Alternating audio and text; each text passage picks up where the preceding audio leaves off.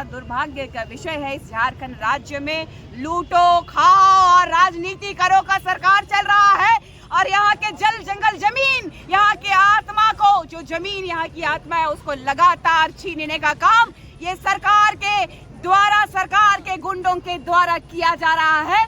इसीलिए हम धर्मांतरण का विरोध करते हैं, डिलिस्टिंग की मांग करते हैं, आदिवासी अस्मिता को बचाने के लिए, आदिवासियों के लिए कॉलम का डिमांड करते हैं। और ये आवाज ये सिर्फ और सिर्फ एक मुंडन के माध्यम से इस राज्य को नहीं, केंद्र की सरकार को चिताने का काम हमने किया है। अगर हमारी बातें नहीं सुनी जाएंगी तो दूसरा हिड़मा से मुकाबला करने के लिए केंद्र की सरकार भी तैयार रहे। ये आदिवासी बेटी की चेतावनी है आपको, चाहे राज्य सरकार हो चाहे केंद्र की सरकार हो। महिलाओं का सम्मान किया जाता है, वहाँ इस राज्य में महिलाओं का अपमान किया जा रहा है और ऐसे में मुझे ये निर्णय लेना पड़ा, ये ठोस कदम उठाना पड़ा, क्योंकि वाकई हमारी रूढ़िवादी परंपरा को मानने वाले लोग, आदिवासी समुदाय के लोगों का कॉलम हटा दिया गया।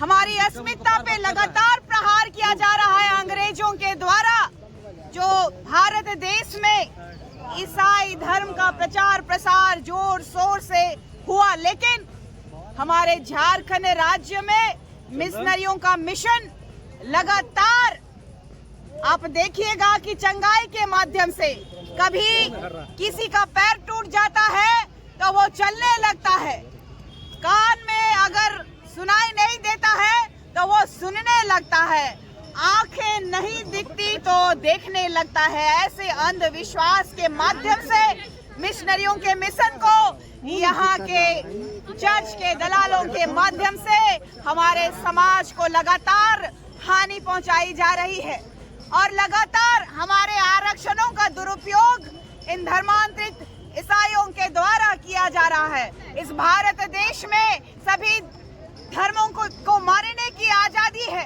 हम सभी धर्मों का सम्मान करते हैं, हिंदू मुस्लिम सिख ईसाई सभी का, लेकिन ये ईसाई जो झारखंड राज्य में अंग्रेजों के मिशन को सक्सेस करने के लिए लगातार ये मिशन को चलाया जा रहा है। हमारा रूढ़िवादी परंपरा को मिटाने का प्रण कांग्रेस सरकार ने पंखराज बाबा कार्तिक उरांव जी के समय में ही लिया है। पंखराज बाबा कार्तिक उरांव जी ने 348 सांसदों के साथ चलता हुआ सत्र को भंग करने का काम, जिस समय में स्वर्गीय इंदिरा गांधी की सरकार हुआ करती थी, आज की ये धर्मांतरण के मुद्दे नहीं है।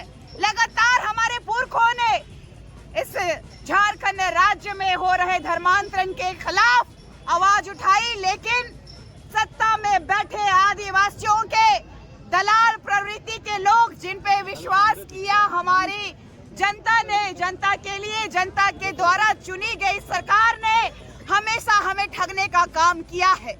और इस राज्य के मुखिया जो हेमंत बाबू, उनके पिताजी भी इस राज्य के पूर्व सीएम के रूप में हमारे झारखंड में उन्होंने शासन किया, लेकिन आज तक हमारे गांव में सड़कें नहीं पहुंच पाई, बिजली नहीं पहुंच पाया है, हमारे यहाँ अच्छा स्वच्छ पानी पीने के लिए नहीं है। और आज ये सरकार ढकोसलाबाजी कर रही है, हमारे बच्चों को वृद्धा देखा जाए तो क्या बोलते हैं इसको, छात्रवृत्ति नहीं मिल रही है, हमारा जो वृद्धा लोग हैं उनको वृद्धा पेंशन नहीं मिल रहा है, यहाँ विकास का सभी काम ठप हो गया है जस्ट बिकॉज ऑफ इन लोगों का मैया समान योजना। और ये लोग समाज को भूल चुके हैं। ये सरकार आदिवासी बेटा होने के बावजूद एक भी आंदोलन किए बिना अपने बाप के दम पे राज करने वाला ये झारखंडियों का दर्द को महसूस नहीं कर सकता है। इसीलिए हमने इतना बड़ा फैसला लेने का निर्णय किया कि ये आदिवासी के नाम पे कलंक है। ये झारखंड सरकार जो है 81 विधानसभा सीटों में 28 विधानसभा सीट हमारे लिए आरक्षित होने के बावजूद 10 धर्मांतरित विधायकों के दबाव में ये सरकार चल रही है। 10 धर्मांतरित ईसाई मिशनरियों के मिशन को सक्सेस करने में कामयाब रहे हैं। इसीलिए ये सरकार ईसाई और कसाई की सरकार है। ये हमारी आस्था पे लगातार खिलवाड़ करते रही है। ये हमारे पे प्रश्न चिन्ह लगातार रही है। आदिवासियों को इस सरकार में सिर्फ और सिर्फ नक्सल बोल करके मारा गया है। इसका जीता जागता प्रमाण सूर्य नारायण हांसदा, जो उसको फर्जी एनकाउंटर में मार दिया गया, और इस राज्य के सीएम के सबसे बड़े सपोर्टर और सबसे बड़े विश्वासी और इस झारखंड को दलाली में ढकेलने वाला पंकज मिश्रा का नाम आता है, जो कि ईडी भी आज 1500 करोड़ का जो गबन में आज उस पे जांच जो बैठाई है, सीबीआई जो जांच हो रही है। तो सबसे बड़ा दुर्भाग्य का विषय है, इस झारखंड राज्य में लूटो खाओ और राजनीति करो का सरकार चल रहा है। और यहाँ के जल जंगल जमीन, यहाँ के आत्मा को, जो जमीन यहाँ की आत्मा है, उसको लगातार छीनने का काम ये सरकार के द्वारा, सरकार के गुंडों के द्वारा किया जा रहा है। इसीलिए हम धर्मांतरण का विरोध करते हैं, डिलिस्टिंग की मांग करते हैं, आदिवासी अस्मिता को बचाने के लिए, आदिवासियों के लिए कॉलम का डिमांड करते हैं। और ये आवाज ये सिर्फ और सिर्फ एक मुंडन के माध्यम से इस राज्य को नहीं, केंद्र की सरकार को चेताने का काम हमने किया है। अगर हमारी बातें नहीं सुनी जाएंगी तो दूसरा हिड़मा से मुकाबला करने के लिए केंद्र की सरकार भी तैयार रहे।